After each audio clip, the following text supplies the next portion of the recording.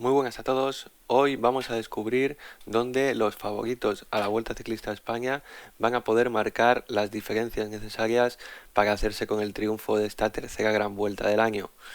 Una Vuelta Ciclista a España que tiene su principal dureza, o creo que puede ser decisiva, la segunda semana. La segunda semana, como veremos a continuación, tiene 3 etapas encadenadas que pueden marcar la diferencia y dejarnos una carrera sentenciada sin mucho en juego para la última semana, donde Javier Guillén tiene puestas muchísimas esperanzas en la crono de Valladolid, como él mismo ha dicho en alguna ocasión, que ahí es donde se van a jugar prácticamente todas las cosas de esta vuelta.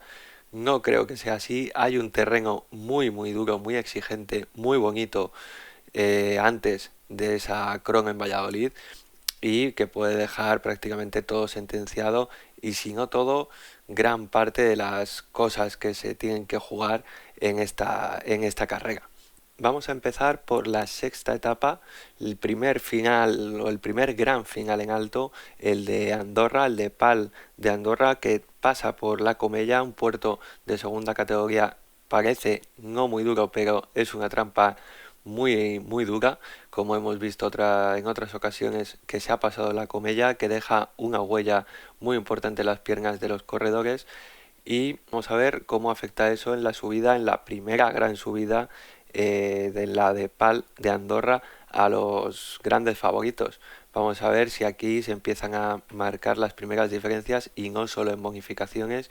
Las primeras etapas de montaña en las grandes vueltas siempre traen algunas sorpresas, el primer contacto de verdad con la alta montaña y a lo mejor el cuerpo de alguno de los favoritos no responde como a él le gustaría.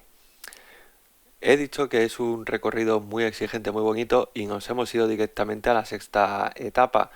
Esto no quiere decir que las 5 primeras no vayan a tener su importancia y, y su dureza, pero son etapas que yo pronostico más para la gente que busca triunfos de etapa a través de las fugas. Es un terreno quebrado, exigente como digo, a excepción de la primera jornada que, bueno, como toma de contacto un sprint masivo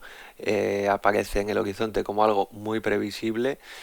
pero a partir de ahí la segunda, tercera y cuarta etapa son etapas muy quebradas donde las fugas previsiblemente, como digo, van a jugar un papel muy importante y van a darle un puntito picante a la carrera. La quinta etapa, antes del primer gran final que hemos visto ya, es una crono por equipos que no creo que vaya a marcar muchas diferencias. Los equipos afinan bastante su preparación en contrarrelojes de este tipo porque saben que de fallar las diferencias pueden ser muy abultadas en este tipo de etapas. No son las contrarreloj por equipo de antes, ni mucho menos los kilometrajes, como en todas las contrarreloj, se han acortado, pero vamos a ver si todo les marcha bien a los favoritos y no se crean las primeras grandes distancias en esta crono por equipos. Pasado la primera etapa de montaña, el primer contacto con la alta montaña en esta Vuelta Ciclista a España en Andorra, se llega a Huesca, una etapa, la de Cerler, con 4.211 metros de desnivel positivo acumulado. Si bien es cierto que no creo que tenga la dureza de la anterior, de la de Andorra, los puertos son un poquito menos exigentes, sí que las diferencias se pueden marcar a través del ritmo y de la dureza a través del desnivel acumulado. Y antes del primer día de descanso tenemos otro final en alto, esta vez es una etapa monopuerto. No creo que ahí se vayan a establecer muchísimas diferencias más allá de las bonificaciones. Si llegan los favoritos con opciones y no dan libertad a una fuga, a lo mejor los favoritos deciden tomarse una tregua, los equipos deciden ahorrar energías y dan libertad a una fuga que pueda hacerse con el triunfo de etapa y los favoritos esperan, ultiman sus ataques a pocos kilómetros de la meta, 1 o 2 kilómetros de la meta, por lo tanto aquí no creo que vaya a haber mucha diferencia, pero se sigue acumulando el castigo, la fatiga en el cuerpo de los corredores y no hemos llegado, como digo, al primer día de descanso, justo es la jornada siguiente y tras la vuelta del día de descanso otra etapa similar. No es monopuerto como tal, como veis en el perfil, tiene un puerto intermedio, pero es básicamente un poco también el perfil de la novena etapa que hemos visto antes del día de descanso. No creo tampoco que los favoritos vayan a querer endurecer la carrera y más cuando entra la segunda semana en escena, que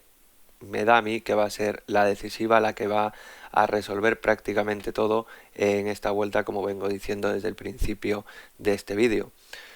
Llegamos a la etapa 12, 13 y 14.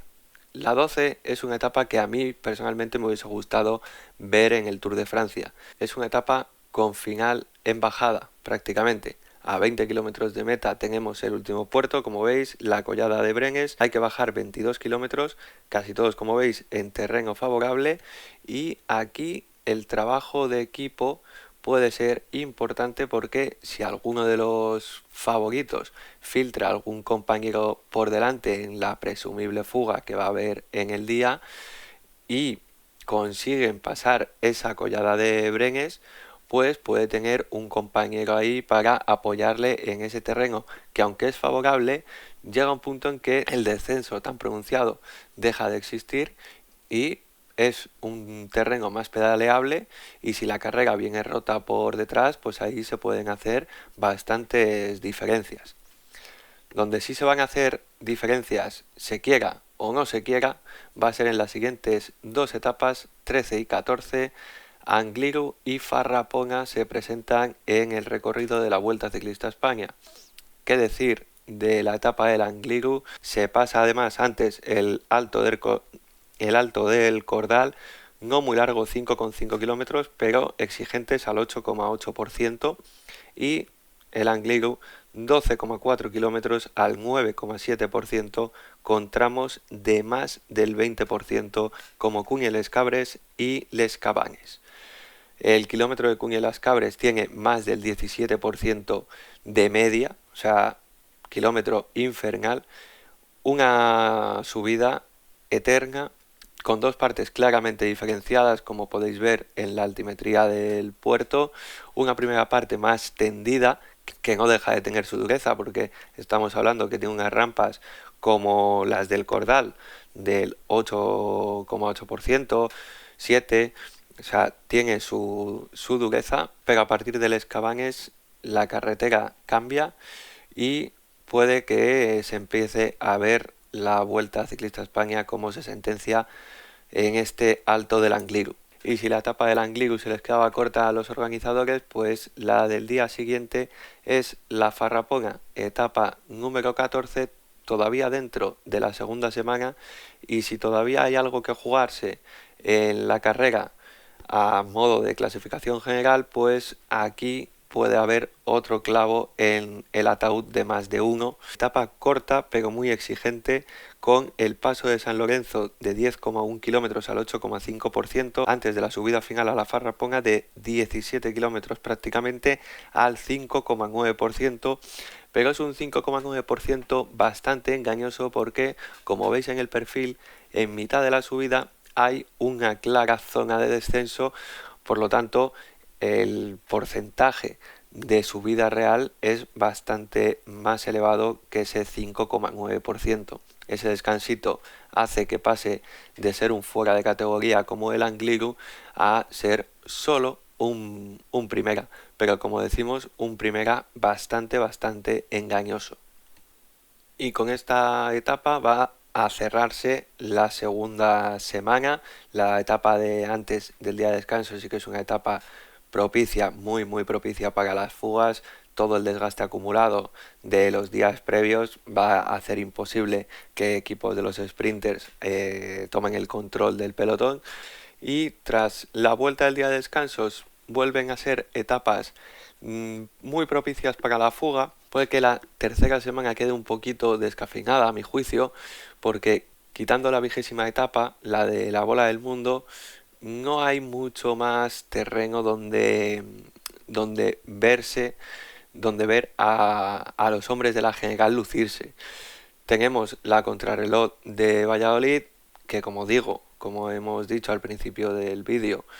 no creo que vaya a suponer cambios sustanciales en la clasificación general. Si todo marcha como debe marchar, según los pronósticos, Jonas Vingegaard debe tener bastante atado el maillot rojo. Puede que haya algún cambio en tercera, cuartas posiciones, pero cambios sustanciales para la clasificación general creo que la etapa de Valladolid no va a dar la crono. Y a lo mejor, dependiendo cómo salgan las diferencias de la contrarreloj de Valladolid y el cansancio ya acumulado de casi toda la Vuelta Ciclista a España, sí que puede haber bastantes cambios en la etapa 20ª. En la penúltima etapa, antes del Paseo de Madrid, les queda la última tortura a los corredores en la Bola del Mundo. 2 pasos por Navacerrada, un puerto de 6,9 kilómetros al 7,6%, y en el segundo de los pasos se llega a la Bola del Mundo, final de etapa, lo que hace incrementar la longitud de Navacerrada, que pasa de 6,9 kilómetros a 12,3 y de 7,6% al 8,6%. Por lo tanto, la dureza de la etapa se concentra en los 2 pasos de Navacerrada, aunque para hacer la fuga tienen 60 kilómetros con 3 puertos al principio de la etapa, como veis en el perfil, y hasta llegar a ese doble paso por Navacerrada al terreno, pues por la Sierra de Madrid, no va a dar mucho respiro a los corredores, terreno exigente seguro, y la exigencia máxima para cerrar esta Vuelta Ciclista a España en esos últimos kilómetros, cuando se cambie de Navacerrada a la Bola del Mundo. No tiene evidentemente la dureza del Angliru, pero con todo el desgaste de todos los días previos, seguro que es un final que a más de uno le va a hacer temblar las piernas y quién sabe si peligrar su puesto en la clasificación general. Nos hemos centrado mucho en las etapas que van a decidir a priori la lucha por la clasificación general, pero esto no quiere decir que el resto de etapas sean favorables para los sprinters. La mayor parte de las etapas son de media montaña, son propicias para las fugas, y los sprinters apenas tienen 4 oportunidades en esta Vuelta a España, y además bastante dispersas a lo largo del calendario de estos 21 días. No es como el Tour de Francia, que lo aglutinó prácticamente todo en la primera semana y vimos alguna que otra etapa un tanto aburrida. Aquí no descarto que vaya a haber alguna del estilo del Tour de Francia, por ejemplo la de Zaragoza, al no ser que sople el viento, que suele soplar camino de Zaragoza, pues tiene pinta de que va a ser un poquito aburrida. La de Guijuelo, también ya en la tercera semana, por el cansancio que existe, por el recorrido que es prácticamente plano, apunta también a eso. No así la primera tiene un poquito más de movimiento, ya que es el arranque de la vuelta. Va a haber una fuga porque hay un paso de montaña para decidir el maillot de la montaña. Equipos de segundo nivel, Caja Rural, Burgos, pues estarán interesados en hacerse con ese primer maillot, que significa, aparte de publicidad, protagonismo, significa dinerito, que es básicamente por lo que tienen que luchar estos equipos: dinero a través de estas clasificaciones y de la acumulación de días de maillots y de premios de la combatividad. Y bueno, pues quitando esas 2 etapas y la última de Madrid, pues